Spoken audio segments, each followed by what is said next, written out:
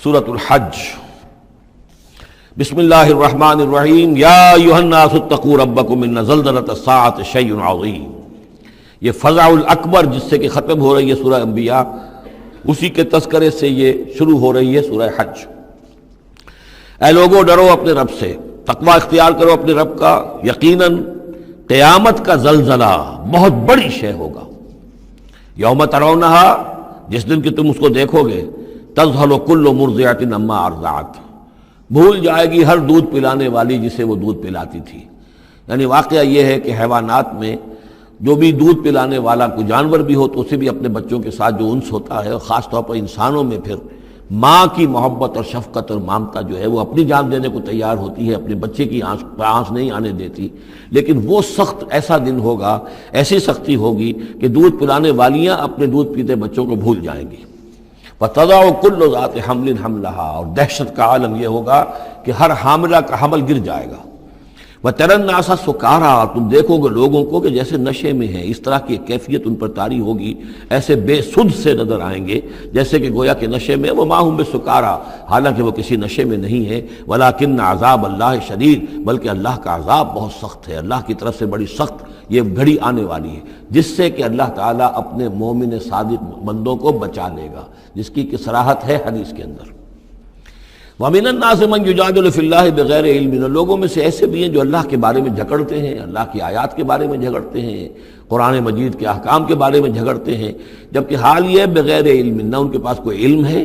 وَيَتَّبِعُ كُلَّ شَيْطَانٍ مَرِيدٍ، اور وہ پیروی کر رہے ہوتے ہیں، صاف نظر آتا ہے کہ ہر سرکش شیطان کی پیروی کر رہے ہیں،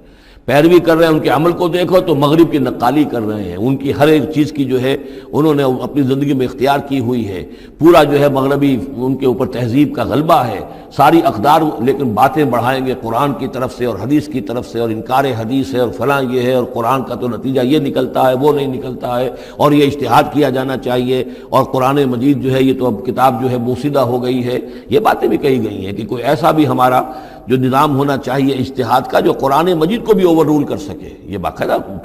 رائے موجود ہے کہ قرآن مجید میں بھی جو صریح احکام آئے ہیں وہ بھی ایک خاص قوم کے لیے، خاص وقت کے لیے تھے، یہ ہمیشہ کے لیے نہیں ہے۔ تو بڑے بڑے دانشور، بڑے بڑے جو اسکالرز ہیں، بڑی بڑی ڈگریاں ان کے پاس ہیں، میک گل سے لے کر آئے ڈگریاں۔ ڈاکٹر فضل الرحمان صاحب آئے تھے تو میک گل سے ڈگری لے کر آئے تھے، جنہوں نے جو وحی کے بارے میں کہا تھا کہ یہ حضور کا بھی کلام کہا جا سکتا ہے، اس کو اللہ کا بھی کلام کہا جا سکتا ہے، باقی فرشتے کی کوئی حیثیت نہیں ہے۔ یہ ساری باتیں ڈاکٹر فضل الرحمان کہنے والے تھے۔ میک گل سے انہوں نے یہودیوں سے آ کر ڈگریاں حاصل کی تھی انہوں نے، اور انہوں نے جو بھی بہت سے اور دانشور بہت سے موجود ہیں اس وقت دنیا میں کہ جو ویسے سمجھے جاتے ہیں کہ بہت وہ اسلامی اسکالرز ہیں، ٹاپ کے اسکالرز ہیں، وائٹ ہاؤس میں بھی انہیں طلب کیا جاتا ہے۔ یہ جو سید حسین نصر ہیں، ایرانی ایک ہیں، اب وہ رہ گئے ہیں جن کا ڈنکا بج رہا ہے زیادہ، ورنہ پہلے یہ ہے کہ یہ دو تھے، سید حسین نصر بھی تھے اور ڈاکٹر فضل الرحمان بھی تھے پاکستان کے۔ لیکن وَمِنَ النَّاسِ مَن يُجَادِلُ فِي اللَّهِ بِغَيْرِ عِلْمٍ وَيَتَّبِعُ كُلَّ شَيْطَانٍ مَرِيدٍ كُتِبَ عَلَيْهِ، اس شیطان کے بارے میں تو یہ بات لکھ دی گئی ہے، طے کر دی گئی ہے، أَنَّهُ مَن تَوَلَّاهُ، کہ جو کوئی بھی اس کی دوستی اختیار کرے گا، فَأَنَّهُ يُضِلُّهُ، تو وہ اسے گمراہ کر کے رہے گا، وَيَهْدِيهِ إِلَىٰ عَذَابِ السَّعِيرِ، اور پہنچا کر رہے گا اسے اس جلانے والے دوزخ کے عذاب میں۔ یا ایھا الناس، اے لوگو، ان کنتم فی ریب من البعث، اگر تمہیں کوئی شک ہے کہ کیسے دوبارہ زندہ ہو جائیں گے، کیسے اٹھا لے گا اللہ تعالیٰ، کوئی تمہیں اشکال پیدا ہوتا ہے تو لو ہم تمہیں ایک مثال سے سمجھاتے ہیں۔ فَإِنَّا خَلَقْنَاكُم مِّن تُرَابٍ، سوچو ہم نے تمہیں مٹی سے پیدا کیا، اس لیے کہ باپ کے بھی جسم میں اگر نطفہ بنا ہے، منی بنی ہے، کہاں سے بنی ہے؟ غذا کہاں سے آئی تھی اس کی؟ ساری غذا تو مٹی سے آئی ہے، زمین سے ہے، وہ سب کچھ ہے، گوشت کھایا ہے تو بکری نے جو کہاں سے غذا لی تھی؟ زمین سے لی تھی۔ تو تمہاری جو تخلیق ہے سب کی ابتدا میں جو ہے وہ مٹی سے ہے، من تراب ثم من نطفۃ، پھر وہ نطفے کی ایک شکل بنی، ثم من علقۃ، پھر تم ایک علقہ کی شکل میں تھے۔ اس علقہ کے بارے میں بعد میں عرض کروں گا، ابھی میں اس کا کوئی ترجمہ نہیں کر رہا۔ اس کا ترجمہ عام طور پر جمع ہوا خون کیا جاتا ہے، یہ ترجمہ صحیح نہیں ہے۔ ثم من مضغۃ، پھر یہ کہ وہ ایک لوتھڑے کی طرح تھا، گوشت کا ایک لوتھڑا سا تھا، مخلقۃ غیر مخلقۃ، پہلے اس پہ کوئی نشانات تھے ہی نہیں، پھر اس لوتھڑے کے اوپر نشانات آنے شروع ہوئے، معلوم ہوا کہ یہاں سے یہ بازو نکلیں گے، یہاں سے یہ ٹانگیں نکلیں گی، اسی کے اندر جو ہے یہ آثار شروع ہو گئے۔ لنبین لکم، تاکہ ہم تمہیں کھول کھول کر بیان کر دیں۔ یہ جو بھی سٹیجز ہیں کہ جو ایمبریونک جو سٹیجز ہیں، اس میں واقعہ یہ کہ اس کے بارے میں کیتھل مور کا میں قول آپ کو سنا چکا ہوں، جو تعارف قرآن کا میرا لیکچر تھا،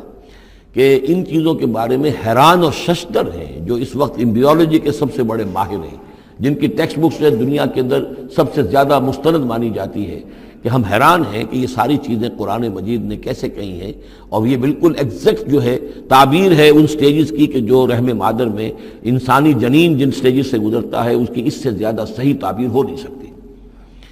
وَنُقِرُّ فِي الْأَرْحَامِ مَا نَشَاءُ، یہی مضمون چونکہ دوبارہ پھر آئے گا سورہ مومنون کے پہلے رکوع میں، تو میں وہاں اس کے بارے میں تفصیل سے کروں گا۔